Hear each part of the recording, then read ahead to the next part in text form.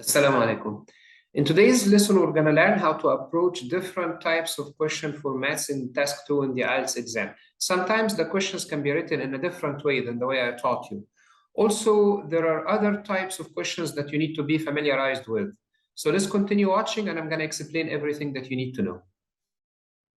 Okay, as I was saying, in the exam, you don't always have the same format of the previous 4 types. The questions can come in different forms and can include more items than we discussed. So let's take some examples to understand how this works. This is the first example. Countries are becoming more and more similar because people are able to buy the same products anywhere in the world. Do you think this is a positive or a negative development? Okay, so what kind of questions is this? Take your time. Is it like opinion or discussion or advantages and disadvantages or problems and solutions? Take some time, think about it.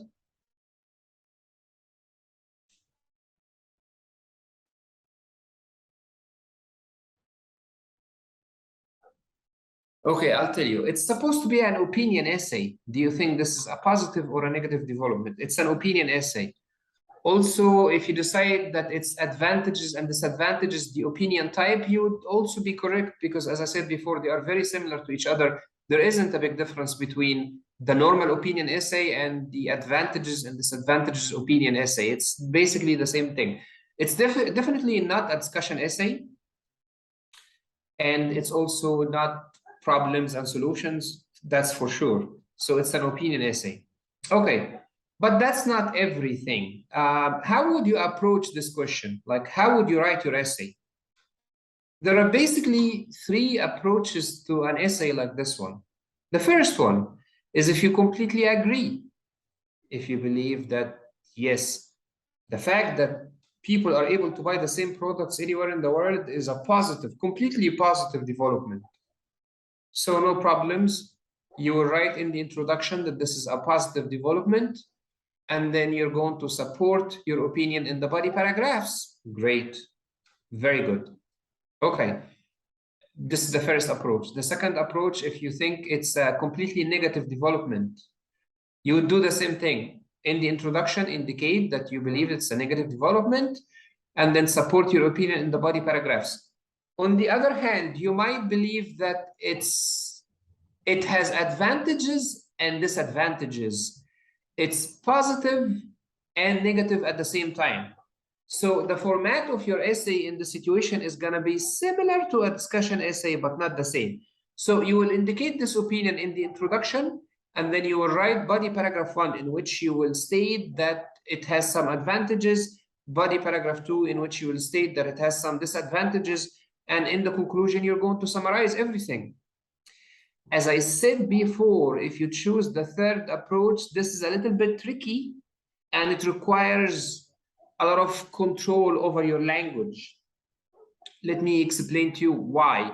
Because at the end of the day, this is an opinion essay, right? And they're asking you about your opinion. So if you say that this has advantages and disadvantages, it might be confusing for the reader. I'm going to help you understand. Let's say that one of your friends is thinking about buying a new printer, right? And he's asking you about your opinion regarding this printer. And he's saying, would you please tell me if you think this is a good or a bad printer? It's always easier if you say it's good, go ahead, buy it, or it's bad, don't buy it. That's easy to understand. Now, what if you say that this printer has advantages and disadvantages? Then you have to be very clear, because at the end of the day, your friend wants to know what you think. Are you recommending that he should buy the printer or no? So you don't want to confuse your friend. The same goes for an opinion essay. They're asking you if you think it's a positive or a negative development. So feel free to talk about the negative aspects and the positive aspects, but at the end, you have to decide which one outweighs the other. It's not enough for you to state the positives and state the negatives and not form a clear opinion, because this is an opinion essay. I hope you understand what I'm trying to say. Let's take another example.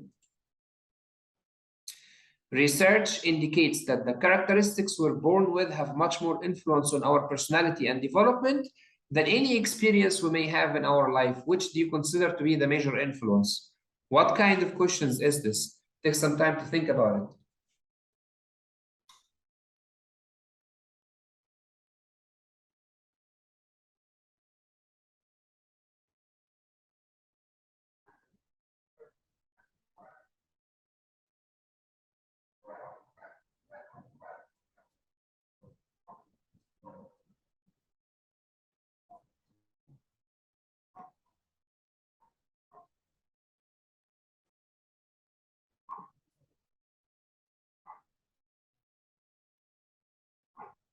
Okay. This is actually, it's also an opinion essay. So this one is also an opinion essay in which you have to decide which has more impact on our personality. Is it the characteristics we are born with, our genetic traits, or the experiences we encounter in our lives, like the way our family is treating us, or any sad events that happen, or any happy events that happen in our lives. So there are three approaches. The first one is for you to say it's only the genetic traits, the characteristics we're born with, and then explain why. Or to say that it's only the life experiences that take place in our lives, and then explain why. Or you could say that it's a mixture of the characteristics we are born with, plus the plus the life experiences that we encounter in our lifetime. And to be honest, I think the third approach makes more sense than the first two approaches. Because when you think about this question, your personality right now is a combination of two factors: your genetic traits, what you look like, your physical description, whether you're tall or short, and everything that you inherit from your parents, and also the life experiences that you encountered, every sad or happy situation that happened to you since you were a child until now. So we cannot really ignore one factor and focus on the other. But this is just my opinion. I might be wrong. You might have a completely different opinion. It's okay. This is completely acceptable. You might make any decision. So it's up to you, really. Okay. Now, in some situations, you might have two parts in the question. Look at this example. Take some time. You go ahead and read it yourself. Read it.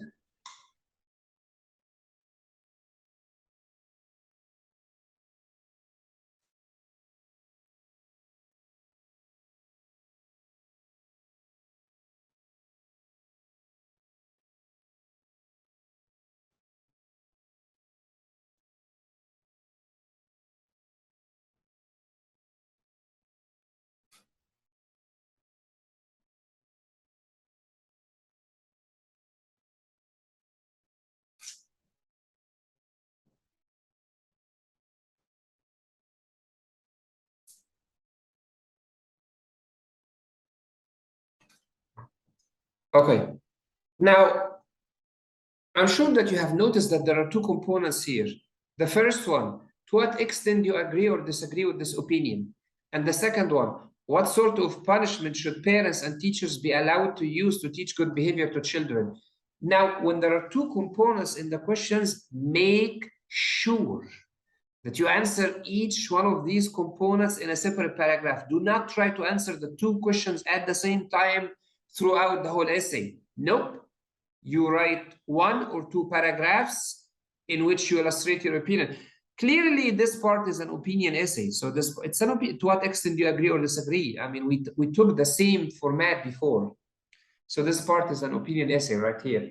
But you have to have a paragraph after you answer this part in which you talk about the different types of punishment that parents and teachers might be allowed to use to teach good behavior to children. So that's what you have to do.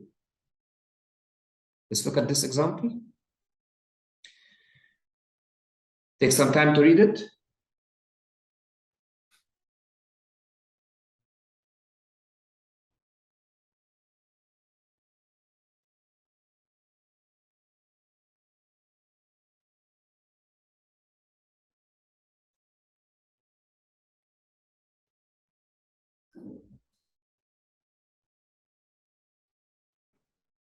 Okay.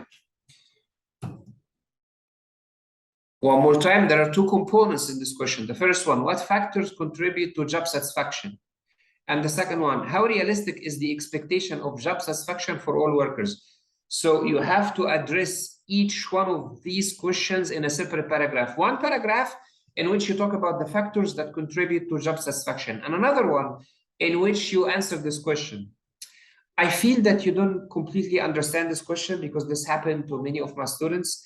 The problem is if you don't understand the question correctly, then your essay is going to be lacking in task response. As we said before, task response depends on how much you understood the question and whether the ideas in your essay are relevant to the question or not.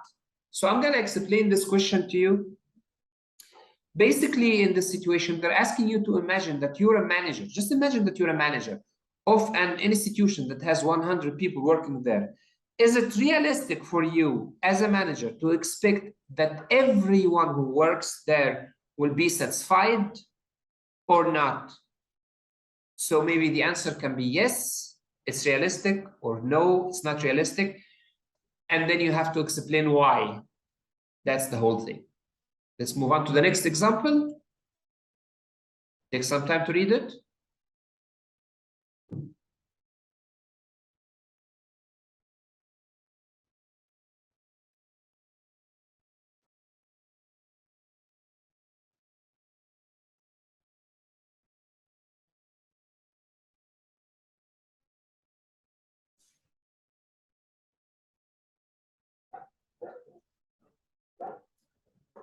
Okay.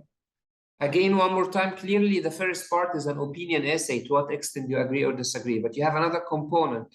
So you have to address this component in a separate paragraph. What other measures do you think might be effective in a separate paragraph? Now be careful. There are two issues here in this situation, not just one. The first one is the traffic problem, and the second one is the pollution problem. So the solutions that you suggest to solve this situation has to address the two issues, traffic and pollution. But don't be so hard on yourself. When you think about a solution, it can be one solution to solve the two problems, traffic and pollution, but you don't have to do that. Maybe you can't think of one solution that fixes the two problems. So you can think of two measures, two solutions. One to address the traffic problem, and the other solution is to address the pollution problem. That's the whole thing. Okay. What you have to do for me now, you're going to write about all these essays that I just explained right now. You're going to write about all of them, one by one, not all of them at the same time. No, you're going to take them from the first example. I'm going to show you the first example one more time. Yep. You finish it, you give it to me, I give you feedback, and then you move on to the second, and then the third, and the fourth, and the fifth.